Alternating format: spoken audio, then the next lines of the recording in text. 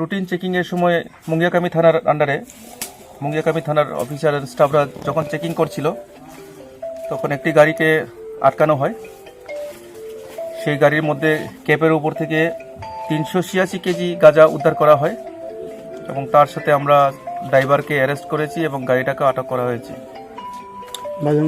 বাজার মূল্য 3 লক্ষ টাকার উপরে হবে। কোন জায়গা থেকে? মুঙ্গিয়াকামি শান্তি হোটেল যে আছে এখানে বাজারের এখানে সিআরপিএফ জব গেট এর একটু আগে গিয়ে ওখানটায় আটকানো হয়েছে।